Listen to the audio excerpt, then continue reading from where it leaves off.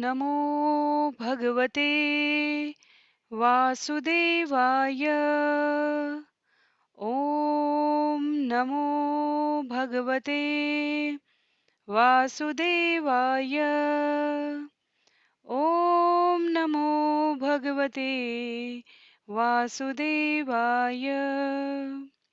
नारायणं नमस्कृत्य नरं चैव नरोत्तमं देवीं सरस्वती व्यासं ततो जयमुदीरयेत्।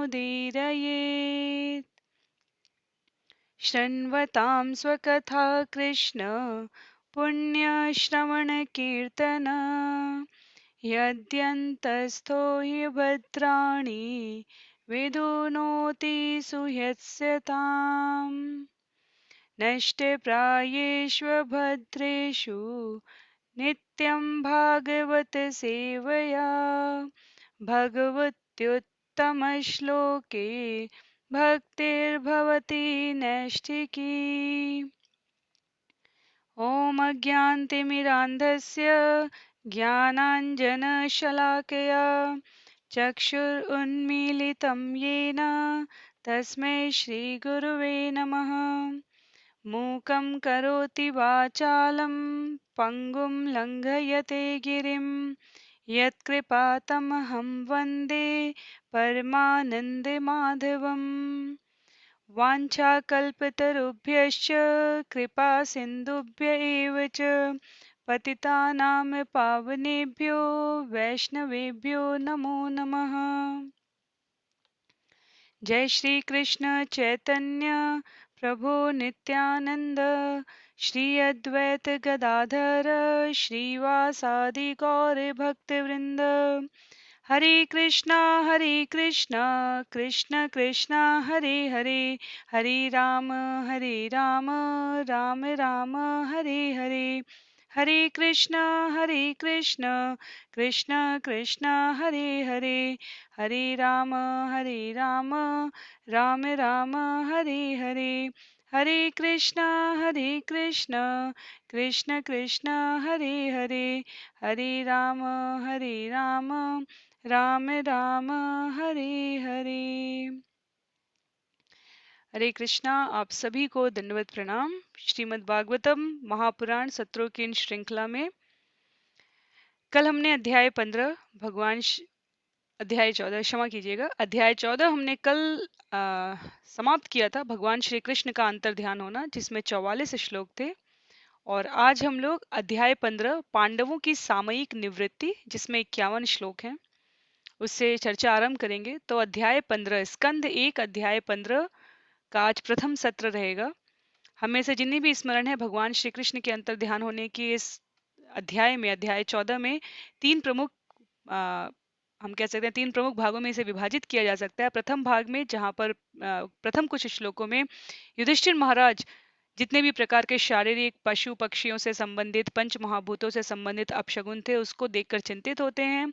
भयानक उनके हृदय में कंपन होता है। उनको अशुभ की किसी भी क्षण जो नारद मुनि की भविष्यवाणी थी, उसकी सूचना का उन्हें संकेत अनुभव होने लगता है। और उन सब के ऊपर अर्जुन, जो कि 7 महीने से द्वारका गए हुए थे, अभी तक लौटे नहीं है, उनकी कुशल क्षेम ना मिल पाने की वजह से वो और अधिक विचलित हो रहे थे।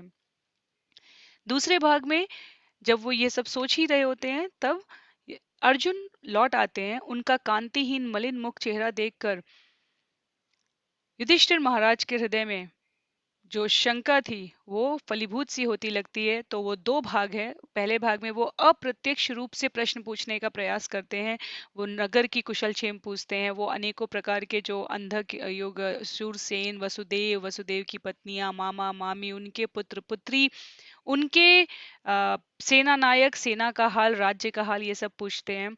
पर उनसे रहा नहीं जाता है। और 10 प्रश्न जो किए हैं यहाँ पर युधिष्ठिर महाराज ने, उसके अंतिम प्रश्न में वो श्लोक संख्या 44 में पूछते हैं, क्या अपने मित्र के जाने की वजह से तुम इस रिक्तता का अनुभव कर रहे हो? क्या भगवान के श्री चरण इस धरती से जा चुके हैं, समाप्त? अब धरती भगवान के श्री चरण से विहीन हो चुकी है। ये वो बिंदु था जहां पर अब तक अर्जुन चुप थे। और अब इस अध्याय 15 में अर्जुन प्रथम कुछ श्लोकों में उसकी अपने मन के जो भाव हैं, जो उद्गार हैं, उसको व्यक्त करेंगे। तो ये अध्याय 15, इसका नाम है पांडवों की सामयिक निवृत्ति। क्योंकि अब उन्हें समय, क्योंकि नारद नारद मुनि से यदि हमें स्मरण हो, तो नारद मुनि ने उनसे कहा था कि जब भगवान अपनी लीला समाप्त कर लेंगे तब उसके अनुसार फिर आप अपना मार्गदर्शन ले सकते हैं कि आपको क्या करना है। तो पूरा अध्याय 15 जो है उसको हम एक संक्षेप में उसकी एक अवलोकन कर लेते हैं कि किस प्रकार पांडवों की सामयिक निवृत्ति का ये अध्याय विभाजित है विषयों के अनुसार। तो विषय सूची कुछ इस प्रकार से है कि कृष्ण के वियोग की तीव्र अनुभूति, प्रथम 5 से 6 श्लोकों में अर्जुन के हृदय में जो तीव्र अनुभूति है वियोग की, वो क्या क्या स्मरण करेंगे, वो अगला विषय है। कृष्ण के साथ जो घनिष्ठ संबंध है, उनके संरक्षण, कहाँ कहाँ भगवान श्री कृष्ण ने हमारी रक्षा की, कैसे रक्षा की, ये सब कुछ अर्जुन स्मरण करते हैं। तत्पश्चात अर्जुन कृष्ण की अनुपस्थिति में शून्यता का अनुभव कर रहे थे, और अर्जुन भगवान के निर्देशों का स्मरण करके दिव्यता प्राप्त करते हैं। तत्पश्चात महाराज युधिष्ठिर की घर त्यागने की तैयारी होती है और अन्य पांडव और द्रौपदी द्वारा उनका अनुकरण किया जाता है। तो इस प्रकार से ये विषय है। जो प्रथम कुछ श्लोक हैं वो भक्त और भगवान के सखा, और सखा भाव से भगवान की सेवा करने वाले मित्र के कैसे होते हैं, और जितने भी अब तक उपकार रहे हैं, जितनी भी कृतज्ञता है, तो भक्त का स्वभाव हमेशा से ही कृतज्ञता, किसी ने भी कुछ भी किया उसके साथ उसको अनुभव करना रहा है। तो बहुत ही भागवतम के कुछ बहुत ही सुंदर श्लोक और कुछ बहुत ही सुंदर भाव यहाँ इस अध्याय में अर्जुन के माध्यम से भगवान के प्रति जो उन्होंने उद्गार अपने व्यक्त किए हैं, वो हमें सुनने समझने का अवसर प्राप्त होगा। तो श्लोकों का एक हो सकता है आप लोगों को बहुत साफ ना दिखाई दे, यहाँ पर स्पष्ट ना दिख रहा हो, पर ये एक श्लोकों का पूरा वर्गीकरण किया गया है कि श्लोक संख्या 1 से लेकर पूरा जो एक क्रम है, ये श्लोक संख्या 1 से 4 तक, 5 से 17 तक, 18 से 26 तक, 27 से 51 तक में किस प्रकार से विभाजन है, उसको यहाँ पर एक एक पंक्ति के द्वारा व्यक्त करने का प्रयास हुआ। अगर ये स्पष्ट नहीं भी हो रहा है तो कोई बात नहीं, जो यहाँ पर आपको प्रथम सूची में बताया गया था उसी का यहाँ पे श्लोक बाय श्लोक है यहाँ पर।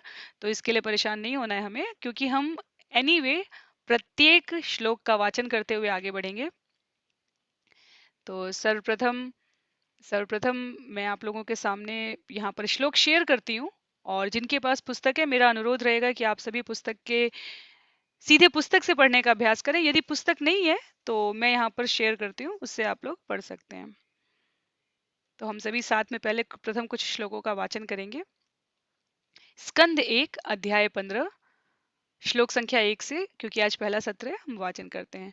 सूत उवाच एवं कृष्ण सखः कृष्णो भ्रात्रा राज्ञा विकल्पित नानाशङ्कास्पदं रूपं कृष्ण विश्लेषकर्षित शोकेन शुष्यत्वदन यत्सरोज ह्यत्प्रभ विभुं तम् एव अनुस्मरन् न शक्नोत् प्रतिभाषितुम् कृच्छ्रेण संस्तभ्य शुच पाणिनामृज्य नेत्रयो परोक्षेण समुन्दप्रण్ योत्कण्ठय कातर सख्यं मैत्रीं सौहृदं च सारथ्यादिषु संस्मरन् नृपम् अग्रजमित्याह बाष्पगद्गदया गिरा। अर्जुन उवाच वञ्चितोऽहं महाराज हरिणा बन्धुरूपिणा येन मे अपहृतं तेजो देवविस्मापनं महत् यस्य क्षणवियोगेन लोको ह्यप्रियदर्शन उक्तेन रहितो ह्येष मृतकः प्रोच्यते यथा।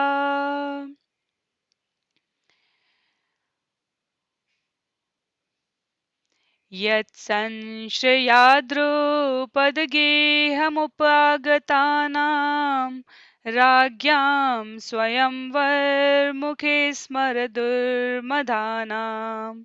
तेजो ह्यतं खलु मयाभिहतश्च मत्स्य सज्जीकृतेन धनुषादिगता च कृष्णा यत्सन्निधावहमुखाण्डवमग्नयेद्याम् इन्द्रं च सामरगणं तरसा विजित्य लब्धा सभामय कृताब्दुत्शिल्पमाया दिग्भयो हरन्नृपतयो बलिमध्वरेते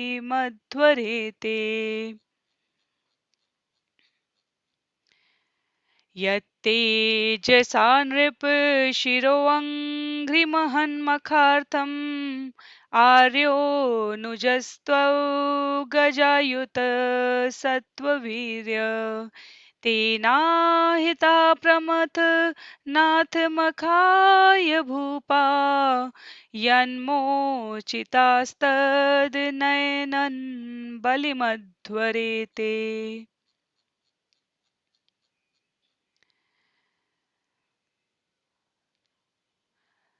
पत्न्यास्तवाधिमखक्लृप्तमहाभिषेक श्लाघिष्ठचारुकबरं कितवैसभायाम् स्पृष्टं विकीर्य पदयो पतिताश्रुमुख्या यस्तस्त्रियो अकृतः तेषविमुक्तकेशा हरे कृष्णा कृष्ण कृष्ण हरे हरे हरे राम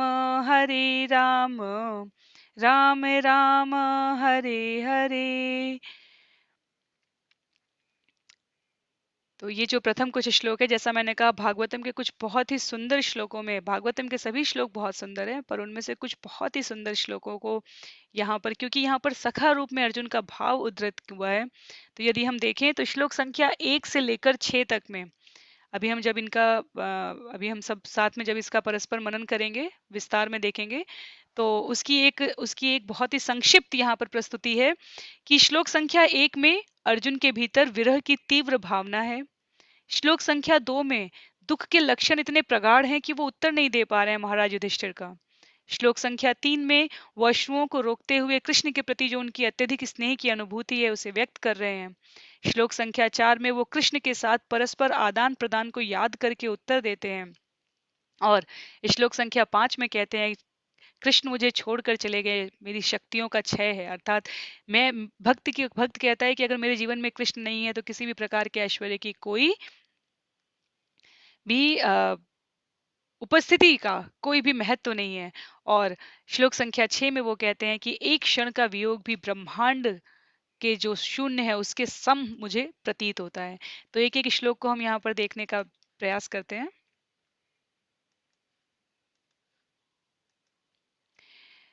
सूत उवाच एवं कृष्णसखः कृष्णो भ्रात्रा राज्ञा विकल्पित नानाशङ्कास्पदं रूपं कृष्णविश्लेषकर्षित। सूत गोस्वामी ने कहा, भगवान श्री कृष्ण का विख्यात मित्र अर्जुन महाराज युधिष्ठिर की सशंकित जिज्ञासाओं के अतिरिक्त भी कृष्ण के वियोग की प्रबल अनुभूति के कारण शोक संसप्त था। तो वो महाराज युधिष्ठिर की आशंकाओं की वजह से, जो उनके मन की शंका थी, उनका उत्तर देने से भी ज्यादा उनके लिए किस वजह से जो प्रबल अनुभूति वियोग की थी, अर्जुन का गला रुंध चुका था, तो वो इसलिए महाराज युधिष्ठिर द्वारा पूछे गए जो प्रश्न थे, जो हमने पिछले अध्याय में कहे कि 10 प्रश्न पूछे हैं श्लोक संख्या 39 से लेकर 44 के बीच में, उसका भी वो सही से उत्तर नहीं दे पा रहे थे। उनका गला रुंधा हुआ था क्योंकि उनके अंदर जो विरह की, जो वियोग की तीव्र भावना थी, उसको वो अभिव्यक्त करने में अक्षम महसूस कर रहे थे। हमें से बहुतों को पता है, कई बार अगर कुछ भी ऐसा शॉकिंग न्यूज़, कुछ भी अप्रिय, इतना अप्रिय कि हम उसे व्यक्त ना कर पाए, तो हमें सही शब्द नहीं मिल पाते हैं स्वयं के लिए को बताने के लिए या किसी और को भी समझाने के लिए। तो अर्जुन के आगे के श्लोकों से हमें पता चलेगा कि कितना महत्व था उनके लिए। हम अगर सोचें भी, जितनी कथा हमें पता है उससे भी हम इसकी अनुभूति कर सकते हैं कि भगवान का धरती से चले जाना एक सखा के लिए, विशेष रूप से अर्जुन जैसे प्रसिद्ध मित्र के लिए कितना शोकमय था। शोकेन शुष्यत वदन यत्सरोज हत प्रभ विभुम तमेवानुस्मरन् न शक्नोत् प्रतिभाषितुम्। शोक से अर्जुन का मुंह तथा कमल सदृश हृदय सूख चुके थे, अतएव उसकी शारीरिक कांति चली गई थी। अब भगवान का स्मरण करने पर वह उत्तर में एक शब्द भी ना बोल पाया। तो ये मानसिक स्थिति ये अर्जुन की बिल्कुल समयोनुचित है। इतने दुख के लक्षण प्रकट हो रहे थे कि वो उत्तर भी देने में अपने आप को अक्षम महसूस कर रहे थे।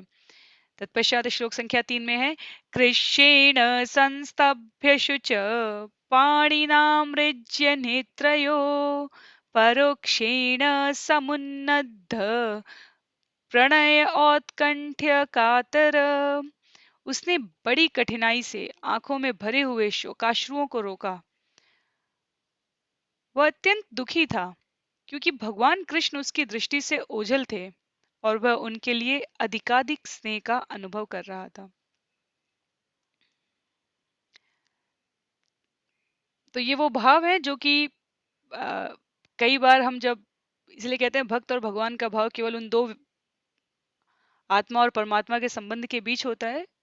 अपने जीवन में यदि हम भगवान की कृतज्ञता को याद रखें तो निश्चित रूप से हमारे जीवन में भी जितना स्नेह अर्जुन को भगवान के प्रति था और भगवान को अर्जुन के प्रति था, उतना ही स्नेह भगवान अपने समस्त जीवों के साथ, समस्त प्राणियों के साथ, हम सभी के साथ रखते हैं। अपने जीवन की कृतज्ञताओं को याद रखें, अपने जीवन की गलतियों और कठिनाइयों को याद रखें और कितने कितने प्यार से, कितने स्नेह से भगवान हमें उन कठिनाइयों से निकाल ले जाते हैं और आगे के लिए हमारा मार्ग प्रशस्त करते हैं। ये सबका अपना व्यक्तिगत निजी अनुभव है। तो यहाँ अर्जुन के माध्यम से हम सबके लिए उचित अवसर है कि हम अपने जीवन की उन सुंदर क्षणों को, उन अवसरों को, उन स्मृतियों को याद करके भगवान के प्रति अपने भावों को इन श्लोकों के माध्यम से परिभाषित कर सकें, भगवान को व्यक्त कर सकें और उनके प्रति अपनी कृतज्ञता को जाहिर कर सकें। श्लोक संख्या 4 से अर्जुन स्मरण करने की कोशिश करेंगे अब जिन जिन संबंधों की, जिन घटनाओं की यहाँ पर बात हो रही है। सख्यम मैत्रीम सौहृदम च सारथ्यादिषु संस्मरन् नृपम अग्रजमित्याह वाष्पगदगदया गिरा। भगवान कृष्ण को तथा उनकी शुभकामनाओं, आशीषों, घनिष्ठ पारिवारिक संबंध एवं उनके रथ हाँकने का स्मरण करके अर्जुन का गला रुंध आया और वह भारी सांस लेते हुए बोलने लगा। क्या क्या याद किया उन्होंने? सबसे पहले तो भगवान श्री कृष्ण को, उनके सुंदर रूप को, उनकी सुंदर छवि को, उनके मुस्कुराते हुए स्मित हास्य के साथ जो सदैव भगवान ने संभाषण किया है अर्जुन के साथ, एक ऐसी परछाई के रूप में भगवान अर्जुन और समस्त पांडवों के साथ रहे हैं जहां उन्हें अपने से भी ज्यादा भगवान के ऊपर भरोसा था और सदैव था। हम सबको स्मरण है कथा, मैंने शायद इन्हीं सत्रों में कहा भी है कि भगवान जब 9वें दिन के युद्ध के बाद कौरव सेना का इतना हास हो चुका था और दुर्योधन ने आकर कड़े शब्दों में भीष्म पितामह को कहा कि आपका जो पांडवों के प्रति स्नेह है वो हृदय में जो आपने कहीं किसी कोने में रख रखा है, उसकी वजह से आप अपनी क्षमता के अनुरूप व्यवहार नहीं कर रहे हैं युद्ध स्थल में। अन्यथा पांडवों की सेना की क्या बिसात कि वो आपके पराक्रम, आपके पौरुष के सामने टिक सके। इतने कड़े और तीखे शब्द बोले थे दुर्योधन ने कि भीष्म पितामह ने प्रतिज्ञा की कि कल के युद्ध के बाद या तो अब पांडव बचेंगे या तो मैं बचूंगा। भगवान श्री कृष्ण को यह प्रतिज्ञा पता चली, पूरे पांडव शिविर में हाहाकार मचा हुआ था। भगवान को भी ये पता चला, भगवान भी व्यग्र हो उठे क्योंकि दोनों ही तरफ तो अपने ही लोग थे, भीष्म पितामह भी अपने थे और पांडव भी अपने थे। भगवान ने सोचा कि कहीं पांडव बहुत विचलित तो नहीं हो रहे और पांडवों में भी सबसे पहले कौन, अर्जुन ही होगा, तो चल के अर्जुन को देख के आता हूँ। भगवान सारथी के रूप में जब रहे हैं तो जहां घोड़े रहते थे, जहां रथ रहता था, भगवान वहां रहते थे। अर्जुन भगवान के साथ रहते थे। भगवान जब वहां अस्तबल वाले उस शिविर में जहां पर रथ रखा हुआ है, जहां पे घोड़े बंधे हुए हैं, वहां पहुंचते हैं तो भगवान देखते हैं महाभारत की घटना है कि अर्जुन आराम से सो रहे हैं। भगवान ने अर्जुन से कहा कि आपको किसी प्रकार का भय नहीं लग रहा है अर्जुन, तुम इतने निश्चिंत तरीके से सो रहे हो? तो अर्जुन ने कहा, जब आप जगे हो तो मुझे जगने की क्या आवश्यकता है। तो इस तरह का जब अवलंबन है जीवन में, इस प्रकार की जब जीवन में विशिष्टता है, इतना अनुग्रह है भगवान का, और अचानक वो भगवान हमें स्मृतियों में हो सकते हैं, हमारी प्रार्थनाओं में हो सकते हैं, पर अगर शरीर रूप से हमारे बगल में नहीं है तो निश्चित रूप से मन अत्यधिक कातर हो सकता है। तो उस भाव की यहाँ पर अर्जुन के लिए कहा गया, शुभ कामनाओं के साथ भगवान की शुभकामनाएं सदैव बनी रही। और वैसे भी देखा जाए तो ये लीला रूप में है, पर जब भी इसे कथा रूप में हम समझते हैं तो मन व्यग्र होना स्वाभाविक ही है कि भगवान जो है, जो परम पुरुष भगवान है, वो अपने शुद्ध भक्तों के साथ सभी संबंध में भी पूर्ण रहते हैं। श्रील प्रभुपाद तात्पर्य में लिखते हैं कि अर्जुन तो भगवान के विशिष्ट भक्तों में से आते थे। जिस प्रकार का सख्य भाव का आदान प्रदान अर्जुन ने, अगर हमें भगवत गीता स्मरण हो तो भगवत गीता सुनने के पश्चात अंत में अर्जुन भगवान से कहते भी हैं, जब उनका विराट रूप देखते हैं तो वो भगवान से कहते भी हैं कि मैंने तो सखा के रूप में आपके साथ कितनी बार कितने तरह की हंसी ठिठोली की है, उन सबके लिए क्षमा चाहता हूँ। मैंने तो आपको कई बार, क्योंकि क्योंकि अगर आपको स्मरण हो, हमने भगवत गीता के सत्र में कहा था, जब इतने कोलाहल में रथ चलाना होता है तो पीछे जो रथ में खड़े हैं वो सारथी को जो आदेश देते हैं, वो मुंह से बोल कर नहीं देते हैं। अगर उन्हें लेफ्ट करना होता है तो वो लेफ्ट, अगर बाएं तरफ करना है तो बाएं तरफ मारते हैं पैर से सारथी को, ऐसे थाप थाप करते हैं तो वैसे पैर से करेंगे। अगर दाईं तरफ मोड़ना है तो दाईं तरफ करते हैं। तो अर्जुन बहुत ही उस समय वहां पर भी अर्जुन बहुत ही व्यग्र अनुभव कर रहे थे कि मैंने पूर्ण पुरुषोत्तम भगवान श्री कृष्ण को इस प्रकार चरण से, क्योंकि वो सारथी के रूप में थे वहां पर, इस प्रकार से उनके साथ व्यवहार किया तो वो क्षमा प्रार्थी होते हैं। ऐसे विनम्रता भगवान अपने भक्तों के, शुद्ध भक्तों के साथ सब कुछ समर्पित भाव से करते, इसलिए कहते हैं ना, भगवान के पास दो प्रकार के लोगों की लाइन होती है, पंक्ति होती है। एक वो जो उनसे भौतिक संपत्ति, भौतिक समृद्धि, भौतिक प्रसिद्धि मांगते हैं, वो लाइन बहुत लंबी होती है। जो मांगने आता है भगवान उसको वो देते चले जाते हैं, उसकी योग्यता और पुरुषार्थ और कर्म गणना जो भी हमने चर्चा की है उसके अनुसार। जो दूसरी लाइन होती है उसमें बहुत कम लोग होते हैं और वो कहते हैं मुझे कुछ नहीं चाहिए भगवान, मुझे सिर्फ आप चाहिए। वो लाइन बहुत कम होती है, क्योंकि भगवान कहते हैं ये लाइन मैं फुलफिल कर सकता हूँ, ये लाइन मैं पूरी कर सकता हूँ। यहाँ जब मैं अपने आप को समर्पित करता हूँ तो मैं कुछ भी बनने के लिए तैयार हूँ। क्यों? क्योंकि वो पूर्ण पुरुषोत्तम है, वो संबंधों को भी पूरी पूर्णता के साथ निभाते हैं। तो भगवान कृष्ण के साथ उनके साथ जो संबंध निभाए थे अर्जुन ने, उनके आशीषों को, उनके घनिष्ठ पारिवारिक संबंध को भगवान ने बलराम जी के साथ, भगवान कृष्ण ने, यदि हमें स्मरण हो तो भगवान श्री कृष्ण ने बलराम जी को भी अपनी गुप्त योजनाओं में शामिल ना करते हुए बहन सुभद्रा का विवाह, क्योंकि बहन सुभद्रा की ऐसी इच्छा थी, क्योंकि बलराम जी उनका विवाह जो भगवान श्री कृष्ण के अनुकूल नहीं था, सुभद्रा के मन में अर्जुन के प्रति स्नेह था, अर्जुन सुभद्रा के साथ विवाह करना चाहते। भगवान ने घनिष्ठ पारिवारिक संबंध किस प्रकार से उसके प्रति अपना कमिटमेंट, अपना जो कह सकते हैं सखा के रूप में अर्जुन के साथ व्यवहार रूप में, उनको सुभद्रा और अर्जुन के संबंध को परिपूर्ण करने के लिए किस प्रकार पारिवारिक संबंध स्थापित किए, किस प्रकार बलराम जी को बाद में मनाया। जब बलराम जी ने देखा कि बलराम जी ने, इसीलिए अगर हमें कथा कथा शायद आगे आएगी भी हमारे श्रीमद् भागवतम में, कृष्णा पुस्तक में निश्चित रूप से ये कथा है, तो आगे ये कथा आती भी है कि बलराम कहते हैं अर्जुन की ये हिम्मत कि मेरी बहन को लेकर जा रहे हैं। और भगवान ने बलराम जी को, सुभद्रा को कहा था कि जब सेना पीछे आएगी तो तुम रथ चलाना।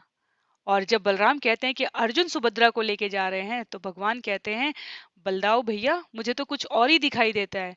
रथ तो सुभद्रा चला रही है, अर्जुन तो सेना का सामना कर रहे हैं। इसका अर्थ ये हुआ कि अगर अर्जुन किडनैप करके ले जा रहे होते सुभद्रा को तो सुभद्रा की सहमति नहीं होती रथ चलाने में।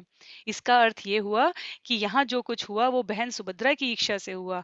और हमारे शास्त्रों में स्त्रियों को जितनी समानता से भी ऊपर विशिष्टता दी गई है, तो वहां बलराम ने जब ये देखा कि सुभद्रा स्वयं वो रथ चला रही हैं और अर्जुन तो पीछे आ रही सेना का सामना कर रहे हैं, तो बलराम के पास कहने के लिए कुछ भी नहीं था। फिर उन्होंने ये नहीं कहा कृष्ण तुमने मेरे साथ धोखा किया, तुमने अर्जुन के साथ ऐसा किया, मित्र के साथ तुमने पक्षपात किया, क्योंकि अर्जुन तुम्हारा मित्र था इसलिए तुमने उसे रोका नहीं। इस प्रकार की बातें बलराम नहीं कहते हैं फिर वहां पे, क्योंकि उन्होंने देखा कि रथ बहन सुभद्रा चला रही है। तो सभी प्रकार की, जैसे मित्रता निभाने में, दो मित्र एक दूसरे की मित्रता निभाने में कई बार खुद मार खा जाते हैं, कई बार उनके कई अपराधों को छुपा ले जाते हैं। भगवान श्री कृष्ण ने अर्जुन के साथ हर समय पर रथ हाँकने से लेके, घनिष्ठ पारिवारिक संबंध बनाने से लेकर, समस्त प्रकार के शांति दूत बन के, सारथी बन के, शुभकामनाओं सहित हमेशा एक के बाद एक अर्जुन स्मरण करते हैं, और उस प्रकार के विचारों से वो वहां पर अभिभूत होने लग जाते हैं। तो अगले श्लोक में चलते हैं। श्लोक संख्या 5 में है, अर्जुन उवाच वञ्चितोऽहं महाराज हरिणा बन्धुरूपिणा येन मे अपह्यतं तेजो देवविस्मापनं महत्। अर्जुन ने कहा, हे राजन, मुझे अपना घनिष्ठ मित्र मानने वाले भगवान हरि ने मुझे अकेला छोड़ दिया है। इस तरह मेरा प्रबल पराक्रम, जो देवताओं तक को चकित करने वाला था, अब मुझ में नहीं रह गया है। तो अर्जुन अपने बारे में कह रहे हैं कि मेरा जो कुछ भी था वो अपने मित्र, घनिष्ठ मित्र की वजह से था। उन्होंने मुझे अपना बनाया था। और जब हमारी मित्रता, जैसे इस भौतिक जगत में भी यदि हमारी मित्रता किसी बहुत पावरफुल, शक्तिशाली, प्रभुत्व वाले, या बहुत धनवान, या बहुत किसी की पहुंच हो, ऐसे व्यक्ति से होती है, तो हम क्या कहते हैं? लोग कई बार, भारत में तो ये बहुत ही ज्यादा प्रचलित है, कई बार कहते हैं, जानते नहीं हो मैं किसका मित्र हूँ, जानते नहीं हो मैं किसका संबंधी हूँ। इस प्रकार की हम कहते हैं धमकियां हम सुनते हैं, है ना? तो अर्जुन वैसे ही कह रहे हैं कि मुझे अपना मित्र बनाने वाले ने मुझे अकेले छोड़ दिया। जब तक मैं उनका मित्र था तब तक ही मुझ में ये सब प्रभुत्व था, और अब वो नहीं है। वो मुझे अपने आसपास, ऐसा मेरा पराक्रम रहा कि देवता भी मुझसे चकित हो जाते थे, अब वो नहीं है। तो मैं इनमें से किसी भी अपने जो पौरुष के, पराक्रम के कार्यों को याद करूं, मुझे नहीं लगता कि वो मेरे मेरे अंदर अब बाकी रह गया है। तो कहते हैं अब मुझ में वो प्रबल पराक्रम नहीं रह गया। इसीलिए श्लोक संख्या 5 में यदि हमें स्मरण हो, तो हमने कहा कि अर्जुन अपने आप को क्या कह रहे हैं? अर्जुन कह रहे हैं कृष्ण मुझे छोड़कर चले गए हैं, मेरी शक्तियों का क्षय हो गया है, अब मुझ में वो पराक्रम नहीं रहा। ऐसा पराक्रम था अर्जुन में, यदि स्मरण हो हमें, कि आ, इंद्र भी आकर इंद्र भी आकर अर्जुन से, जब जब अर्जुन ने सहायता की थी, तो इंद्र ने भी आकर उनको धन्यवाद ज्ञापित किया था। जिस गांडीव के बल पर अर्जुन ने पूरे ब्रह्मांड में सर्वश्रेष्ठ धनुर्धर होने का पद भी प्राप्त किया था, वो गांडीव से कथा आएगी कि वो द्वारका में, उस गांडीव में कोई ताकत नहीं रह गई थी। जब वो रक्षा करने की, वहां पे चलाने की, तीर छोड़ते हैं, तो कहते हैं मेरे गांडीव में अब वो सामर्थ्य नहीं है। क्यों? क्योंकि कृष्ण नहीं है। ऐसा क्यों है? ऐसा अगर हम भाव से ऊपर तत्व के रूप में समझना चाहिए तो लीला हो गई, कथा हो गई। अब अगर हम तत्व के रूप में समझना चाहें तो क्या है? तत्व ये है कि दुनिया में जितने भी ऐश्वर्य हैं, भगवत गीता में अध्याय 10 श्लोक संख्या 41 में भगवान लिखते हैं, चाहे कोई कितना भी शक्तिशाली और संपन्न, संपत्ति, बल, सौंदर्य, ज्ञान, भौतिक मामलों में ऐश्वर्य क्यों ना हो, उसे मेरी पूर्ण शक्ति का एक अंश स्वरूप समझो। अर्थात स्वतंत्र रूप से भगवान की शक्ति के बिना किसी की भी शक्ति का कोई अर्थ नहीं है, हो ही नहीं सकता कोई शक्तिमान।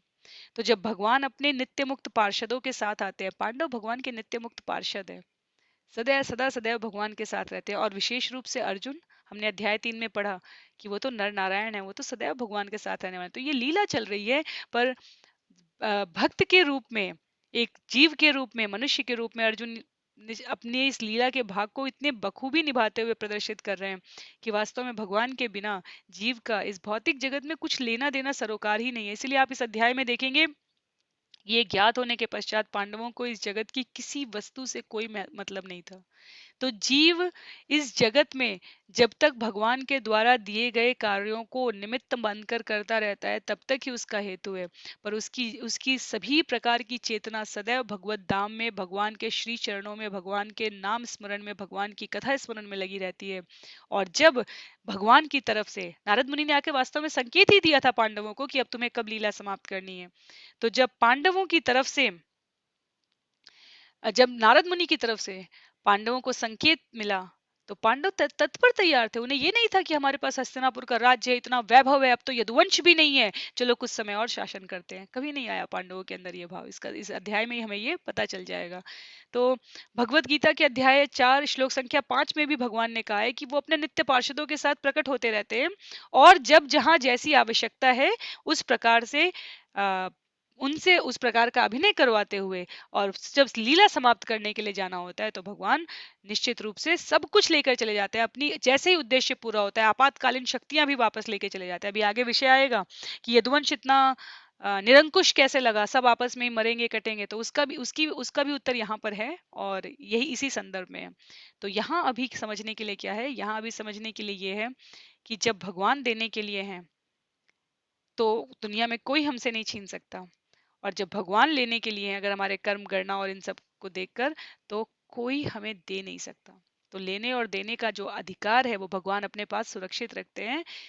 विशेष कृपा, विशेष अनुग्रह, समभाव, ये सब कुछ जीव की अपनी योग्यता पर निर्भर करता है। आप भीड़ का हिस्सा बनना चाहते हैं, लंबी लाइन का, या आप उस स्पेशल लाइन का, उस विशिष्ट पंक्ति का हिस्सा बनना चाहते हैं जहां पर भगवान स्वयं अपने आप को समर्पित करते हैं। ये चुनाव जीव की स्वतंत्र इच्छा शक्ति पर निर्भर है। जीव को चुनना होता है कि उसे क्या चाहिए। इस भौतिक जगत में ऐसी कोई इच्छा, कोई ऐसा नहीं कह सकता कि उसकी कोई इच्छा कभी नहीं पूरी हुई। भगवान इच्छाएं पूरी कर देते हैं। कहीं ना कहीं कर्म गणना प्रारब्ध में भगवान ने सबको कुछ ना कुछ दे रखा है, पर हमें सोचना होता है कि वास्तव में क्या उस इच्छा के बाद हमारे जीवन में और कोई इच्छा नहीं बची है। यदि बची है तो इसका अर्थ यह हुआ कि अपने से की गई इच्छाओं का कभी कोई अंत नहीं है। अपने उस स्वाभाविक सरस और समुन्नत भाव को, जो भगवान के साथ एकाकार होने के लिए, एकाकार अर्थात उनकी सेवा में रत रहने के लिए, जहां पर उनके सदा सर्वदा दर्शन हो सके, उस प्रकार की लीलाओं में जाने के लिए अन्य सभी भाव उसके सामने नगण्य हो जाते हैं। तो अर्जुन श्लोक संख्या 5 के माध्यम से वो स्मरण कर रहे हैं कि जितना शक्ति और ऐश्वर्य है हमारे पास, उसका वास्तविक सदुपयोग ये होना चाहिए कि उसे भगवान की सेवा में लगाया जाए। अन्यथा जब वो हमसे वापस ली जाती है, तो जब भगवान हमारे जीवन से निकल जाएंगे, अगर उनके उपयोग के लिए नहीं लगाई गई हैं, तो उन शक्ति और सेवा वैभव का कोई भी अर्थ नहीं रह गया है। तो श्लोक संख्या 6 पे चलते हैं। यस्य क्षण वियोगेन लोको ह्यप्रियदर्शन उक्तेन रहितो ह्येष मृतकः प्रोच्यते यथा। मैंने अभी अभी उन्हें खोया है जिनके क्षण मात्र वियोग से सारे ब्रह्मांड प्रतिकूल तथा शून्य हो जाएंगे, जिस तरह प्राण के बिना शरीर। तो अध्याय 2 का यदि हम स्मरण करें तो एक मृत शरीर में और एक जीवित शरीर में क्या अंतर है? सिर्फ प्राण का, आत्मा का अंतर है। जीवित पद्मराधिका और मृत पद्मराधिका के शरीर में कोई अंतर नहीं रहेगा, लेकिन शरीर की चेतना, प्राण जा चुकी है, प्राण निकल चुका है वहां से। तो अर्जुन यहाँ पर भगवान के इस वियोग की स्थिति का वर्णन करते हुए कहते हैं कि जिन्हें मैंने खोया वो कोई साधारण नहीं थे, उनके तो क्षणमात्र वियोग से सारे ब्रह्मांड प्रतिकूल और शून्य हो जाएंगे। क्यों? क्योंकि जीव के लिए भगवान से बढ़कर और कोई प्रिय होता ही नहीं है। भगवान निश्चित रूप से अपने असंख्य अंश, स्वांश, विभिन्न अंश, कला, विस्तार रूप, इन सब के द्वारा समस्त स्थान पर प्रकट है। पर जो वन टू वन कनेक्शन है, जो हमारा संबंध है भगवान के साथ, जिस रूप में है, यदि वो रूप नहीं है तो क्या हो गया? सब कुछ शून्य है, सब कुछ शून्य है। और भक्त के लिए विशेष रूप से श्रील प्रभुपाद तात्पर्य में भी बताते हैं कि भक्त के लिए विशेष रूप से भौतिक जगत की हर वस्तु जीवन स्वरूप है यदि उसमें कृष्ण की स्मृति है, और वो मृत प्राय है यदि उससे कृष्ण की स्मृति नहीं आती। इसीलिए भक्तों के लिए नेक्टर ऑफ इंस्ट्रक्शन, उपदेशामृत में हमारे गोस्वामी कहते हैं कि वो हर चीज जो भगवान की याद दिलाती है, वो हर वस्तु, वो हर कर्म, वो हर क्रिया, वो जीवन की हर घटना, वो भक्त के लिए एक निधि की तरह, एक संपत्ति की तरह है।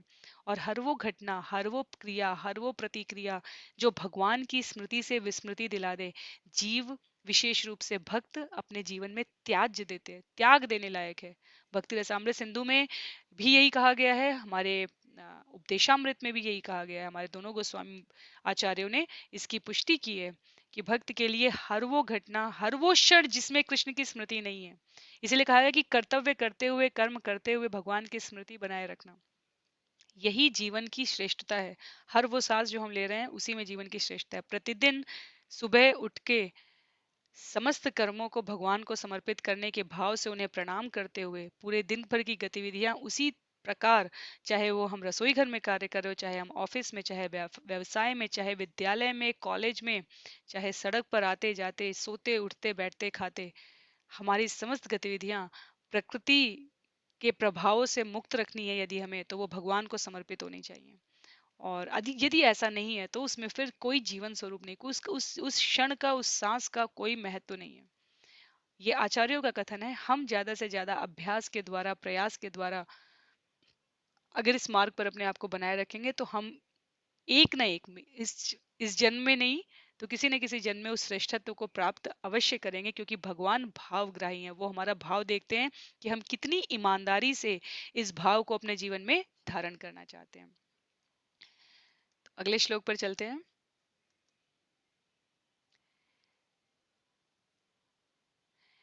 यत्संशयाद् द्रुपदगेहमुपागतानाम् राज्ञा स्वयंवरमुखे स्मरदुर्मदानाम् तेजो ह्यत खलु मया अभिहतश्च मत्स्य सज्जीकृतेन धनुषा अधिगता च कृष्णा। उनकी कृपामयी शक्ति से ही मैं उन समस्त कामोन्मत्त राजकुमारों को परास्त कर सका जो राजा द्रुपद के महल में स्वयंवर के अवसर पर एकत्र हुए थे। अपने धनुष बाण से मैं मत्स्य लक्ष्य का भेदन कर सका और इस प्रकार द्रौपदी का पाणी ग्रहण कर सका। तो श्लोक संख्या 6 में यदि हम देखें तो अर्जुन ने क्या कहा था। अर्जुन, श्लोक संख्या 5 में अर्जुन कह रहे थे कि मैं उनको याद करने की, वो जो कुछ भी विशेष अनुकंपाएं, विशेष आशीर्वचन, विशेष प्रकार की घटनाओं में जो कृष्ण की उपस्थिति थी, श्लोक संख्या 4 में कहते हैं भगवान को उनकी शुभकामनाओं, आशीषों, घनिष्ठ पारिवारिक संबंध, रथ हाँकने का स्मरण करके अर्जुन का गला रुंध आया था। तो श्लोक संख्या 7 में अभी अर्जुन क्या स्मरण करने का प्रयास कर रहे हैं, क्या क्या हुआ था, किस प्रकार द्रौपदी को पाने के लिए जो आवश्यक,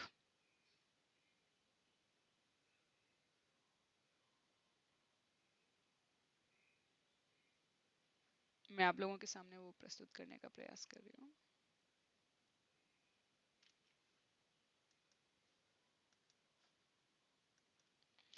अर्जुन कहते हैं कि किस प्रकार मैं उन समस्त कामोन्मत्त राजकुमारों को परास्त कर पाया था जो राजा द्रुपद के महल में स्वयंवर के अवसर पर एकत्र हुए थे। अपने धनुष बाण से मैं मत्स्य लक्ष्य का भेदन कर सका और इस प्रकार द्रौपदी का पाणी ग्रहण कर सका।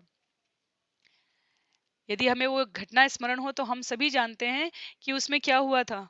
उसमें द्रुपद महाराज ने अपनी पुत्री,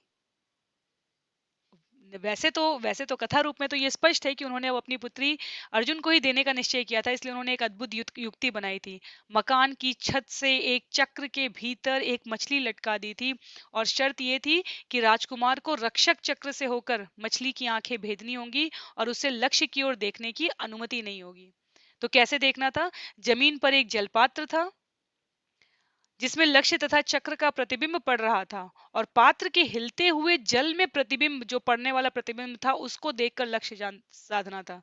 तो महाराज द्रुपद को ज्ञात तो था कि निश्चित रूप से ये कार्य सिर्फ और सिर्फ कौन कर सकते हैं, ये कार्य सिर्फ और सिर्फ सफलतापूर्वक अर्जुन कर सकते हैं। उस सभा में यदि हमें स्मरण हो तो और कौन था उस सभा में, कर्ण भी उपस्थित थे। कर्ण स्वयं वहां उपस्थित थे और द्रौपदी ने भी जब जब जब द्रौपदी के भाई धृष्टद्युम्न ने ये घोषणा की थी कि किस प्रकार जो इसको संधान कर पाएगा वही द्रौपदी को प्राप्त करेगा, तो द्रौपदी ने भी चतुरता पूर्वक जो अर्जुन के प्रतिद्वंदी कर्ण थे उनको हटाने के लिए अपनी भाई की इच्छा से कहा था कि केवल क्षत्रिय राजकुमार को ही स्वीकार करेगी। तो ऐसा नहीं है कि वैश्य, शूद्र या क्षत्रियों की तुलना में कम महत्वपूर्ण था। उनका कहना यह था कि वो जो स्वभाव से प्रजापालक हैं उनको वो स्वीकार करेंगी। और तब जब अर्जुन ने दरिद्र ब्राह्मण, वो ब्राह्मण के रूप में थे क्योंकि वो वहां पर दुर्योधन के साथ जो उन्हें भेजा गया था उस समय वो छुप के आए थे लाक्षागृह से, वहां से निकलकर, तो वो सभी ब्राह्मण के रूप में थे। तो ब्राह्मण ने जब मत्स्य वेधन कर दिया था तो सभी को आश्चर्य हुआ था और वहां पर कर्ण और अर्जुन का युद्ध भी हुआ था।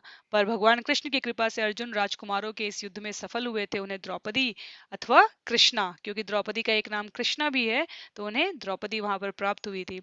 तो अर्जुन अर्जुन भगवान की शक्ति से ही इतने शक्तिशाली थे, वो इस बात को स्वयं यहाँ पर कह रहे हैं कि मैं भगवान की शक्ति से ही ऐसा शक्तिशाली हो पाया था कि मैं उस युद्ध में, उस सभागार में अपने आप को विजयी स्थान पर प्राप्त कर पाया। और कौन सी भगवान की अनुभूति याद करने का प्रयास कर रहे हैं अर्जुन?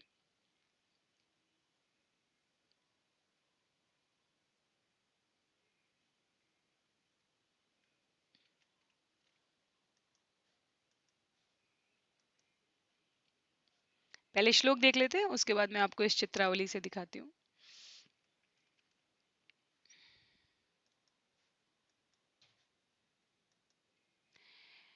यत्सन्निधोऽहम् उवखाण्डवम् अग्ने आदामिन्द्रमं च सामरगणं तरसा विजित्य लब्धा सभामयकृताद्भुतशिल्पमाया दिग्भयो अहरन् नृपतयो बलिमध्वरेते।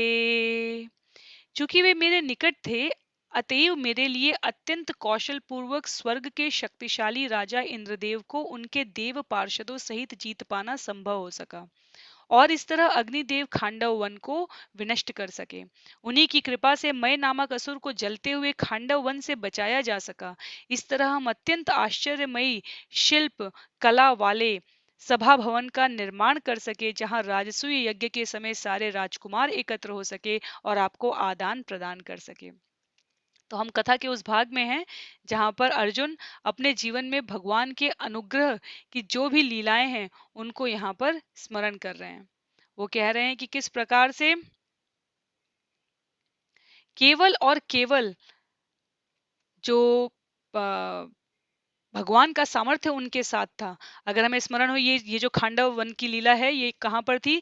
जब खांडव वन मिला था तो वो बिल्कुल बंजर जमीन जैसी एकदम ऐसा जंगल था, तो दुर्योधन को लगा कि यहाँ पर तो पांडव कुछ नहीं कर पाएंगे।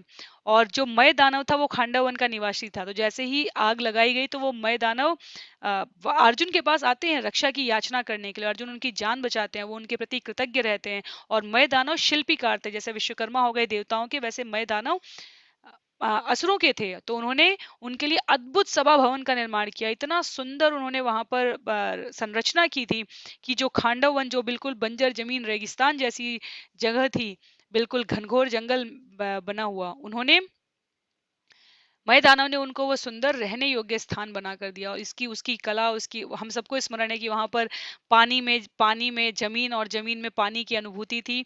तो उसी को देखकर जब दुर्योधन को बुलाते हैं, जब यज्ञ करने के लिए सभी को आमंत्रित किया गया था और दुर्योधन की आंखें फटी रह गई थी, जहां उसने पानी नहीं था वहां उसको प्रतिबिंब से पानी लगा और वो कूद के जाने लगा। तो अगली जगह जहां वास्तव में पानी था महल के अंदर, वहां उसे लगा कि ये भी पिछली बार की तरह है, अर्थात ये सिर्फ प्रतिबिंब है और यहाँ कोई पानी नहीं है।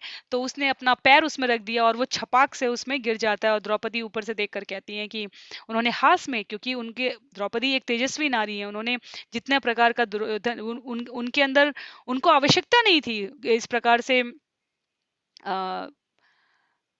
हास्य ना करने की, अर्थात वो हास्य करने की अधिकारी थी। तो उन्होंने कहा कि ऐसा प्रतीत होता है कि आपके भी नेत्र काम नहीं कर रहे हैं। इस प्रकार का उन्होंने हास्य किया था, जिसे दुर्योधन ने बहुत ही गंभीरता से लिया था। और उसके परिणाम में ही जब उसके पश्चात अ, चीरहरण की लीला होती है, वो भी वहां पर आती है। पर विषय यहाँ पर यह है कि जो आश्चर्ययुक्त अद्भुत अलौकिक निर्माण मय दानव ने किया, किसकी शक्ति, किसके पराक्रम से? अर्जुन से भयभीत होने के बाद। और अर्जुन कहते हैं कि वो पराक्रम मुझे किसकी वजह से मिला? उन्होंने बोला ये पराक्रम मुझे आपकी वजह से, भगवान कृष्ण की वजह से प्राप्त हुआ था। तो वो सब वो स्मरण करते हैं वहां पर। वो अर्जुन इन सब कृतज्ञता, इन सब को स्मरण करके वो क्या कर रहे हैं? वो कृतज्ञता का अनुभव कर रहे हैं कि किस प्रकार भगवान अगर हमारी तरफ है तो हमारे जीवन में किसी भी चीज की कभी भी रिक्तता नहीं हो सकती, कभी भी नहीं हो सकती। कभी हमें सोचना भी नहीं चाहिए। सुदामा, नरसिंह मेहता, एकनाथ, तुकाराम, किसी ने कभी नहीं सोचा। तो आज के लिए ये हमारा अंतिम श्लोक है। यत्तेजसा नृपशिरंघ्रिम अहनम मखार्थम आर्य अनुज तव गजयुत सत्ववीर्य। तो एक बार पुनः करते हैं वाचन इसका।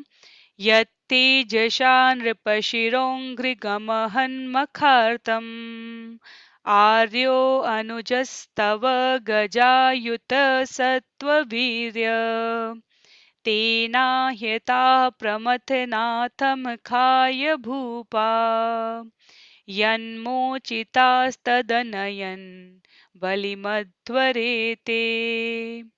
क्या कहते हैं? 10,000 हाथियों की शक्ति रखने वाले आपके छोटे भाई ने भगवान की ही कृपा से जरासंध का वध किया, जिसकी पाद पूजा अनेक राजाओं द्वारा की जाती थी। ये सारे राजा जरासंध के महाभैरव यज्ञ में बलि चढ़ाए जाने के लिए लाए गए थे, किंतु उनको छुड़ा दिया गया। बाद में उन्होंने आपका आधिपत्य स्वीकार किया। तो 10,000 हाथियों का बल रखने वाले कौन थे वो? किनकी बात की जा रही है यहाँ पर? आप लोगों को